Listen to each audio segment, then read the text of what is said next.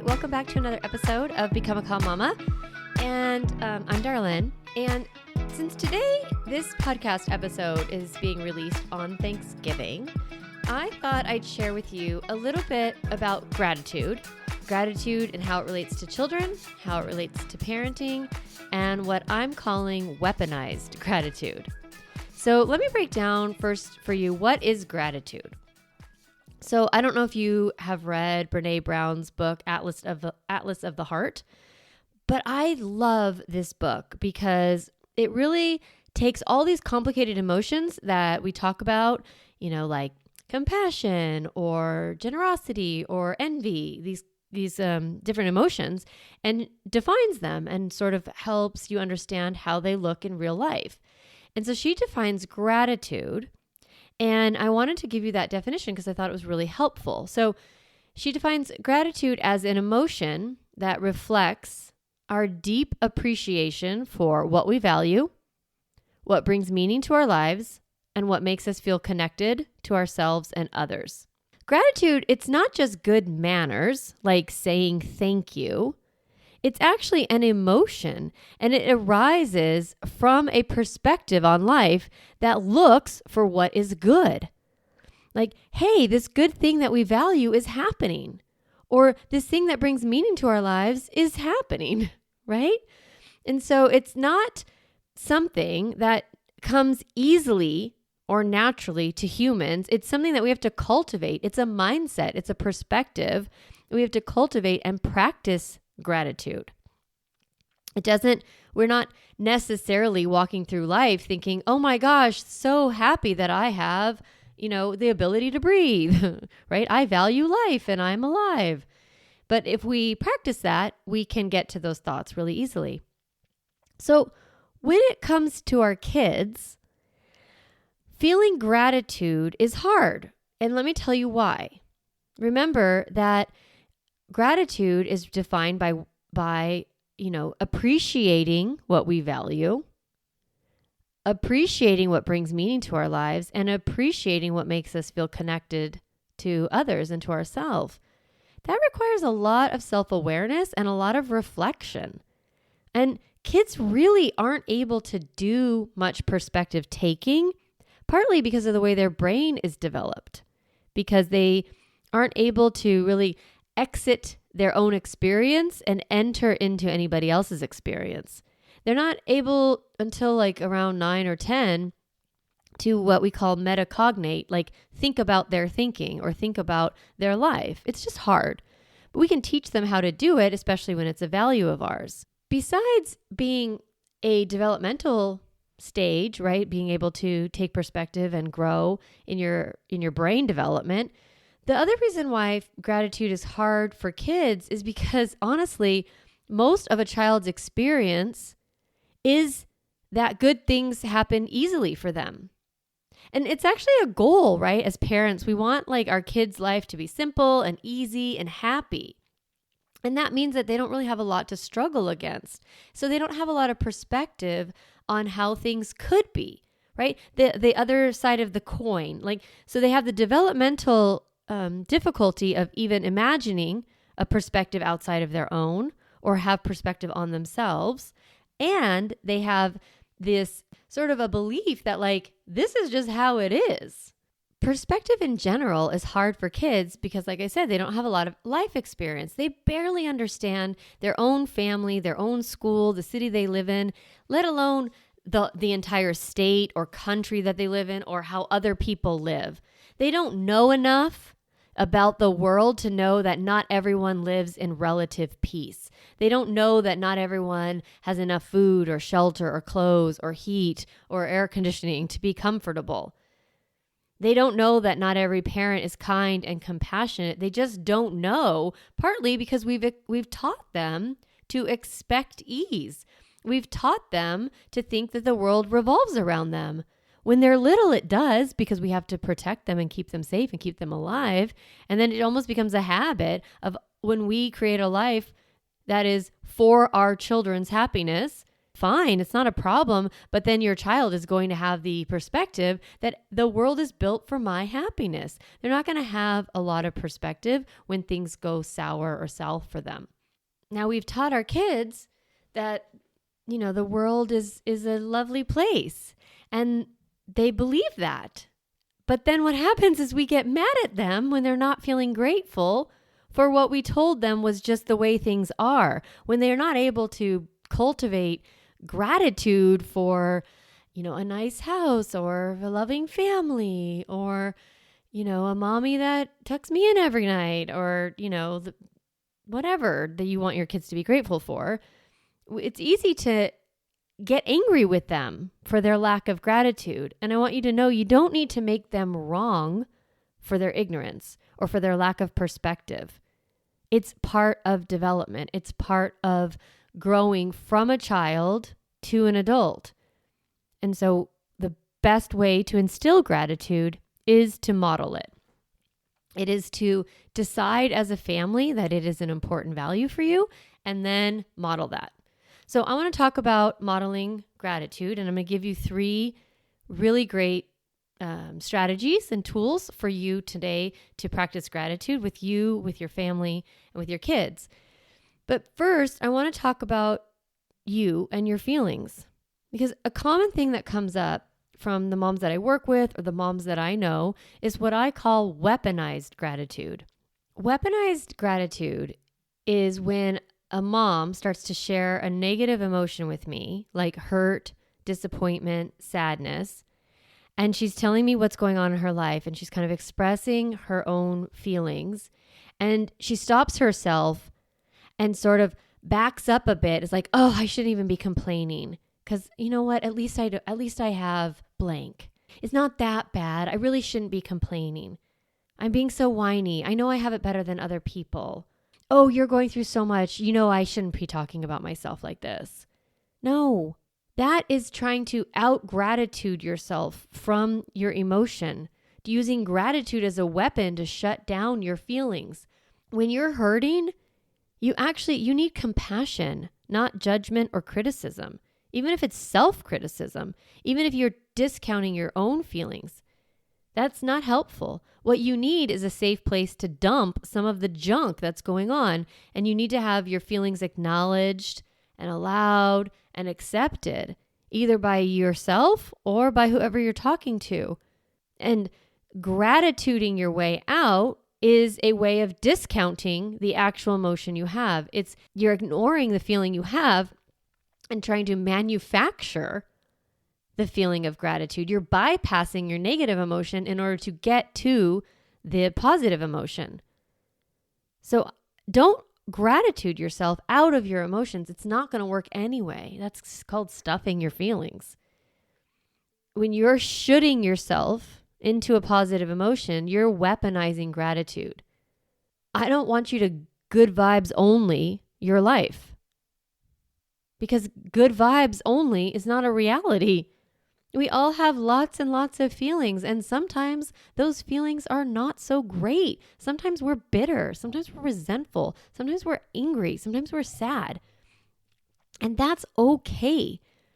We don't need to judge our negative feeling and then tell ourselves we should be grateful.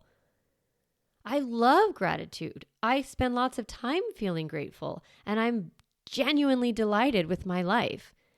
But I can only feel that feeling of gratitude because I've opened myself up to all the other feelings too.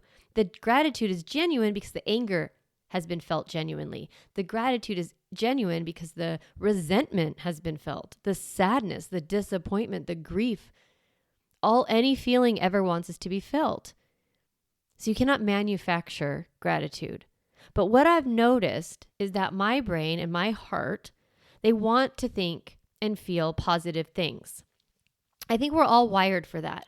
Biologically speaking, a calm and peaceful brain is one that can think clearly and make better decisions, and then that preserves our well-being in the long run. So having a calm, non-stressed brain is really good for the survival of you and our species.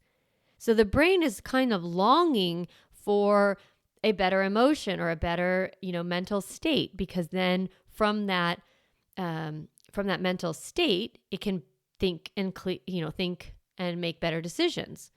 Because reactivity and stress, they're not meant to be long-term coping strategies, right? They're meant to be bursts of energy that move us to safety so that we can think and feel more calm and more clear.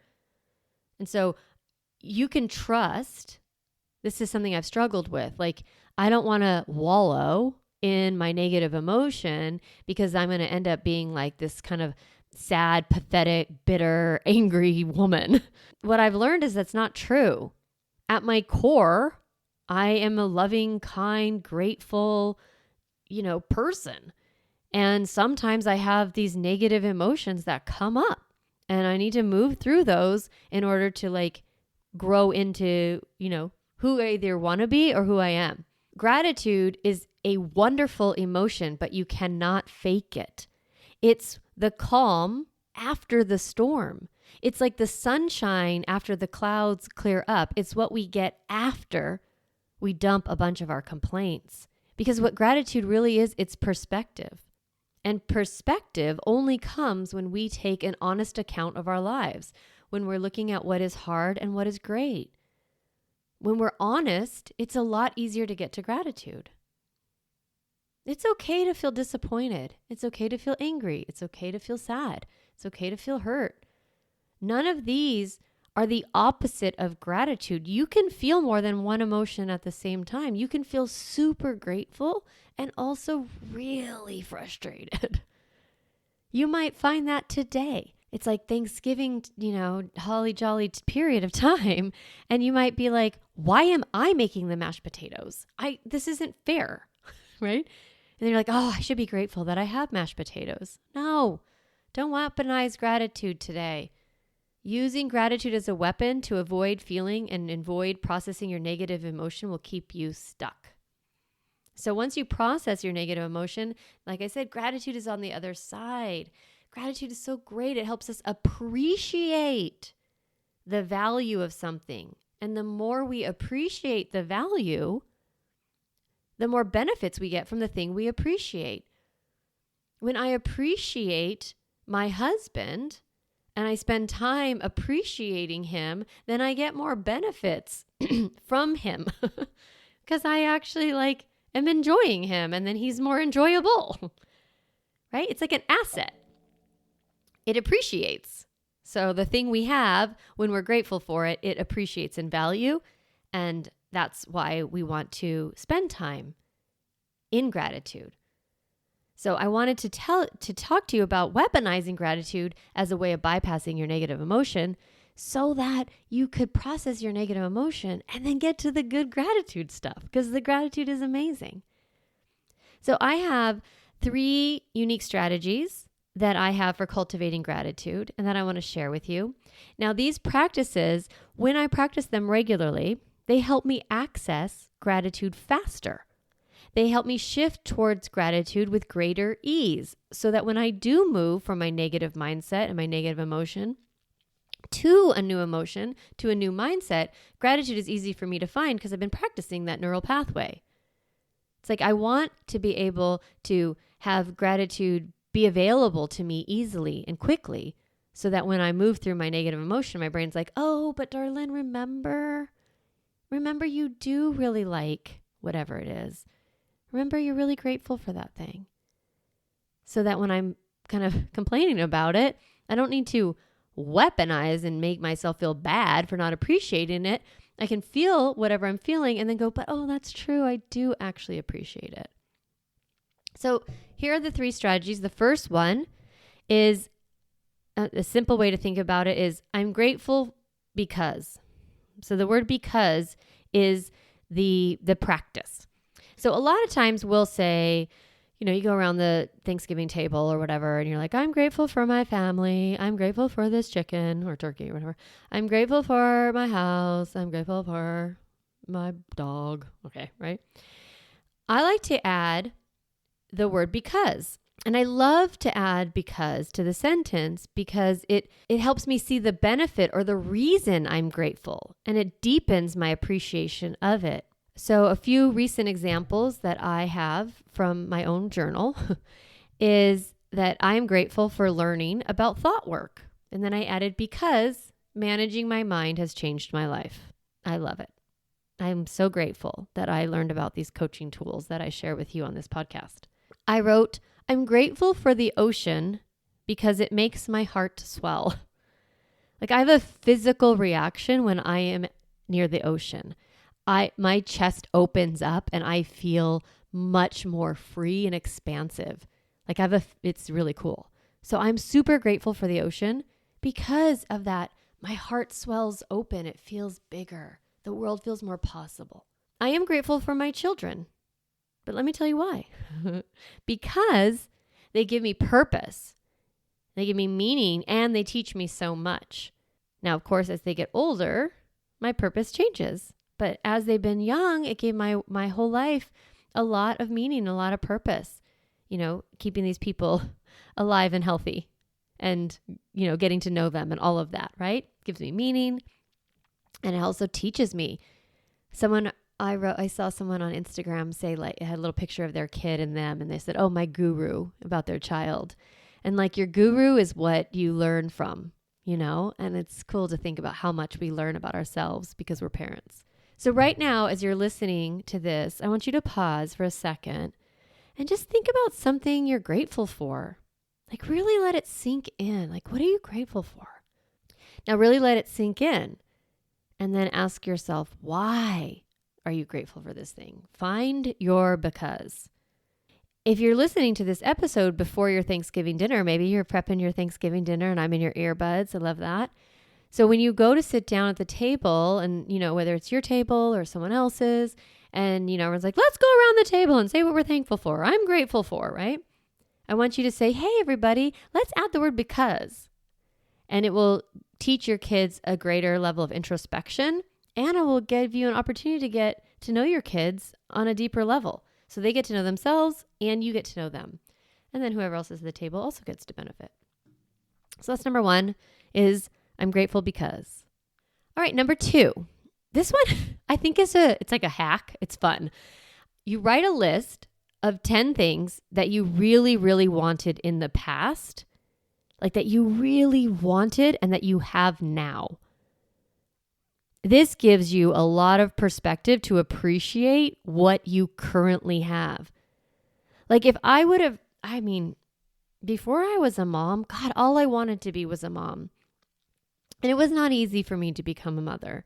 And we struggled with infertility, went through adoption. And so for me to become a mom, it was like this deep, deep desire. I wanted it. And then I got it. And like, I'm grateful for it, right?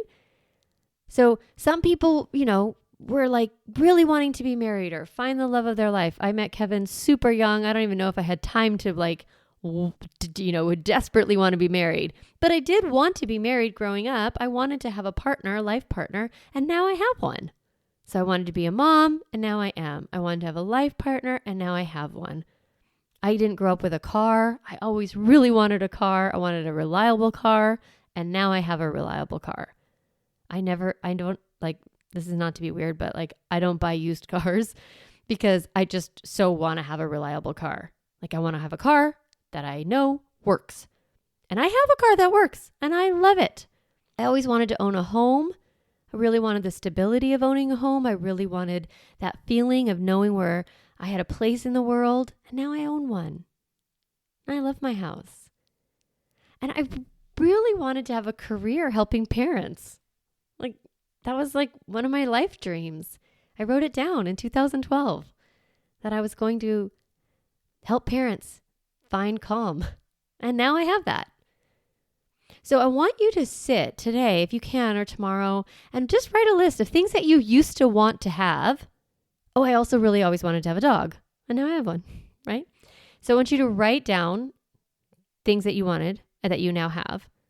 And it's very fun. And you can actually ask your kids this. And this was interesting because they're littler. And so they might be like, oh, I really, really, really wanted you to let me play Minecraft. And now I can. Or I really, really, really wanted to go to Disneyland. And then we did. Or I really, really, really wanted to see the snow. And we did. So that helps give your kids some perspective, which is really fun.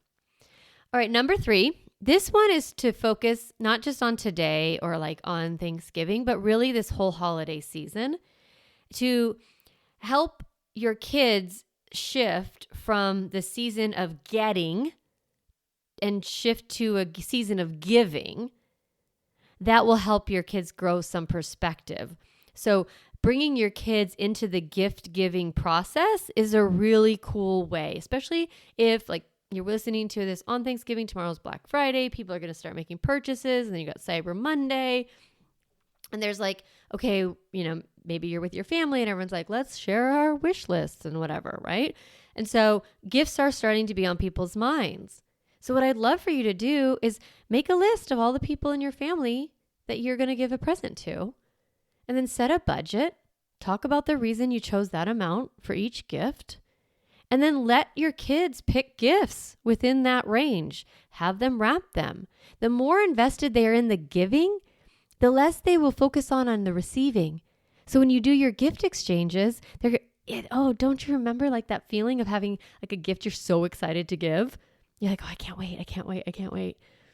You like hide it and stuff. You can't, like that feeling is fun.